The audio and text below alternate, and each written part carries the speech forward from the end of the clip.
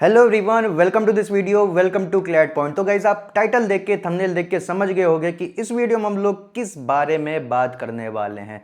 तो इस वीडियो में हम लोग ये जानेंगे कि अगर कोई ऐसा एस्पिरेंट है जिसकी बदकिस्मती से क्लैट अगर नहीं निकलता है तो क्या उसको क्लैट में सेकंड अटेम्प्ट देना चाहिए या नहीं।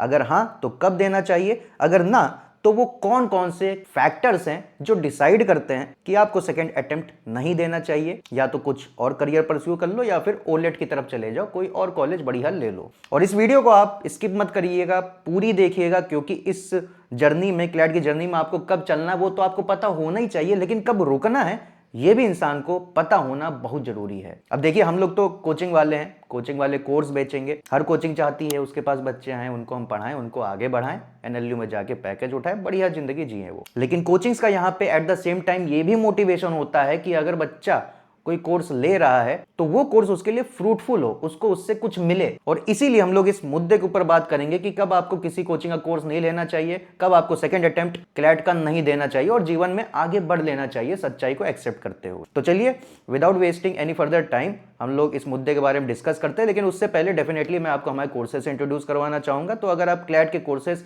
एक्सप्लोर कर रहे हो या फिर अदर लॉ एंट्रेंस एग्जाम के कोर्सेज को एक्सप्लोर कर रहे हो तो आप डेफिनेटली क्लैट पॉइंट को एक्सप्लोर कर सकते हो। हमारी वेबसाइट पे आप जा सकते हो, हमारी एप्लीकेशन को आप डाउनलोड करके हमारे कोर्सेज को आप एक्सप्लोर कर सकते हो। अब हमारे कोर्सेज में खासियत ये है कि जिस प्राइस में हम लोग आपको कोर्सेज प्रोवाइड कर रहे हैं, ऑफर कर रहे हैं, वो इंडस्ट्री में सबसे बेस्ट है। क्यों बेस्ट है? क्योंकि हम लोग आपको बहुत ही हाई क्वालिटी मटेरियल्स देते हैं। अब जहां भी एड्रेस डालोगे आपको वहां पे कुरियर कर दिया जाएगा स्टडी मटेरियल।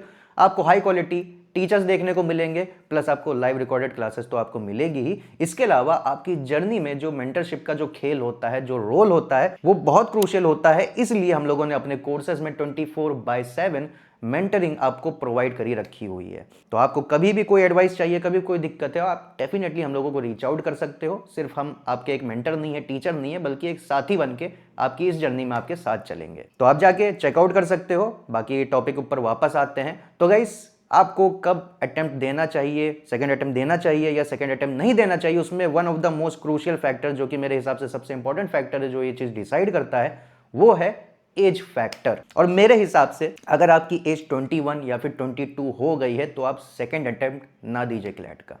ऐसा मैं क्यों कह रहा हूं? क्योंकि आपके क्लैट कोर्सेस आप देखोगे तो 5 साल का लॉ का कोर्स होता है। 5 साल एक बहुत ही बड़ी ड्यूरेशन होती है। आप अपनी एज से जोड़ोगे तो आप 26 या 27 साल पे जाके पास आउट होगे। अब जब आप पास आउट हो रहे हो, अगर आप कॉर्पोरेट करियर बनाना चाहते हो तो आपके लिए चलिए ठीक है, आपका सेकंड अटेम्प्ट वर्थ इट था। क्यों वर्थ इट था? क्योंकि भैया जैसे ही पास आउट हो गए, अच्छे एनएलयू से अगर पढ़ाई लिखाई की है तो वहां से आपको पीपीओ मिल जाएगा या फिर प्लेसमेंट मिल जाएगा। आप अपने मतलब आपकी इमीडिएट सैलरी आने लगेगी। लेकिन उस केस में क्या कि जब आपको जुडिशरी का एग्जाम लिखना है या फिर आपको वकालत करना है, लिटिगेशन करना है, या आपको प्रोफेसर बनना है, टीचिंग लाइन में जाना है, तब आपके लिए दिक्कतें स्टार्ट हो जाएंगी। क्यों स्टार्ट हो जाएगी? क्योंकि सबसे पहले लिटिगेशन से स्टार्ट करते हैं। लिटिगेशन में आप फर्स्ट डे जाओगे तो फर्स्ट डे ही आपको सैलरी नहीं मिलेगी, फर्स्ट डे ही आप सारा काम नहीं सीख जाओगे। उसमें लगता है टाइम कितना लग जाता है? एटलीस्ट 3, 4, 5 साल तक एटलीस्ट लग जाता है, जो कि एक बहुत बड़ा टाइम होता है। उसमें आदमी को शादी भी करना होता है, उसमें पैसे भी कमाने होते हैं, बहुत सारी चीजें करनी होती है। तो वही आप 26-27 साल में जब पास आउट हो रहे हो,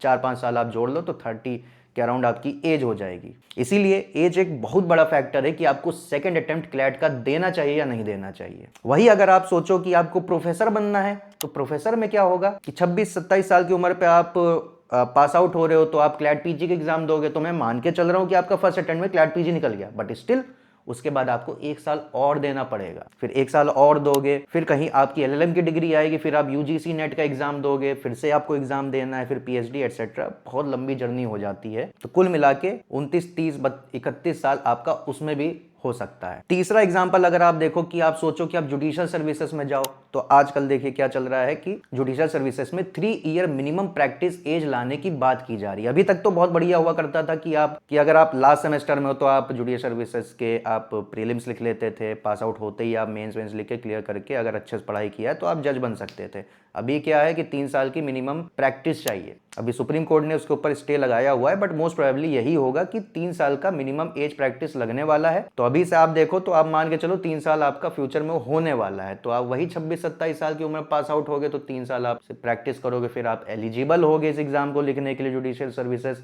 फिर आपका इसमें होगा या नहीं होगा, it is a different discussion. तो इसीलिए आपकी अगर उम्र 18, 19 या फिर 20 साल भी है तो ये बेस्ट टाइम है कि आप क्लैट का अटेम्प्ट दीजिए, उस एग्जाम को निकालिए और एनएलयू में जाके अच्छे से पढ़ाई लिखाई करिए। फिर आप मतलब आपका स्कोप काफ़ी ज़्यादा वाइड हो जाता है। 21-22 साल की उम्र पे अगर आप एनरोल हो रहे हो तो आपके लिए बेस्ट ऑप्शन होता है कॉर्पोरेट। तुरंत पास आउट होगे, तुरंत नौकरी लगेगी, अच्छा खासा पैसा आएगा, तो आपकी लाइफ वहां से स्मूथ हो जाएगी। तो ये है पहला क्राइटेरिया जो डिसाइड करता है कि आपको सेकंड अटेम्प्ट देना चाहिए या नहीं देना चाहिए। अब इसके बाद गाइस जो सेकंड डिसाइडिंग फैक्टर है जो ये डिसाइड करता है कि आपको सेकंड अटेम्प्ट देना चाहिए या नहीं देना चाहिए, वो ये है कि आपका फर्स्ट अटेम्प्ट कैसा गया। आपको अगर लगता है कि आपने अपने फर्स्ट अटेम्प्ट में अच्छे से तैयारी किया था, कोई कसर नहीं छोड़ी, आपने इस एग्जाम में 200% दिया अपना, तब भी नहीं हुआ, तब आप सेकंड अटेम्प्ट यहाँ पे छोड़ सकते हो। वही अगर आपको लगता है कि आपके अंतर मन में ही सेटिस्फैक्शन नहीं है कि मैंने अच्छे से एग्जाम नहीं दिया, अच्छे से प्रिपरेशन नहीं थी, या फिर एग्जाम में कोई छोटा सा ब्लंडर हो गया उसकी वजह से छूट गया, या फिर टाइम मैनेजमेंट नहीं हो पाया, या फिर किस्मत साथ नहीं दी, आपको आता तो था ही, तो उस केस में आप सेकंड अटेम्प्ट कंसीडर कर सकते हो। अगर प्रिपरेशन नहीं अच्छी थी तो प्रिपरेशन अच्छी कर लो, या फिर 30-40% का जो गैप रह गया था आपकी प्रिपरेशन में, आप उसको कवर कर लीजिए, तब आप डेफिनेटली यहाँ पे सेकंड अटेम्प्ट दे सकते हो।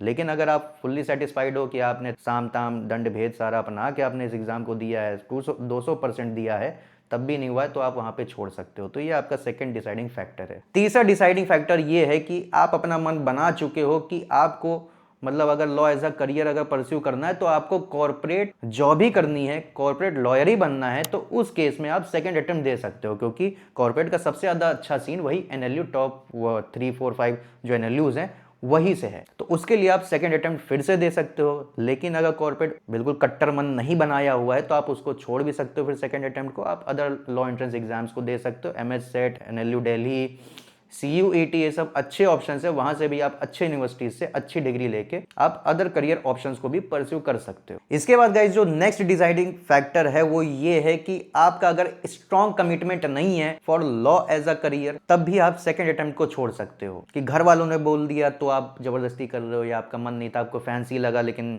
जब पढ़ा तो अच्छा नहीं लग रहा है, तब भी वहां पे सेकंड अटेम्प्ट आप छोड़ सकते हो और आप अदर ऑप्शंस को एक्सप्लोर कर सकते हो, या फिर अदर करियर को भी आप वहां पे एक्सप्लोर कर सकते हो। और इसके अलावा अगर सेकंड अटेम्प्ट देने से आपके ऊपर फाइनेंशियल बर्डन बढ़ रहा है, या फिर फैमिली के ऊपर फाइनेंशियल बर्डन बढ़ रहा है, क्योंकि हर कोई अच्छे बैकग्राउंड से नहीं आता है, कुछ लोग मान लीजिए फाइनेंशियल प्रॉब्लम हो, तो उस केस में भी सेकंड अटेम्प्ट आप छोड़ सकते हो। और सेकंड अटेम्प्ट फिर से रिस्क करना इतना वर्थ इट नहीं है अगर वो आपके ऊपर बहुत ज़्यादा स्ट्रेस डाल रहा है, या फिर आपका फाइनेंशियल बर्डन बढ़ा रहा है आपका या फिर आपकी फैमिली का, तो उस केस में भी मैं सजेस्ट पर्सनली नहीं करूंगा कि आप सेकंड अटेम्प्ट क्लैट का दीजिए।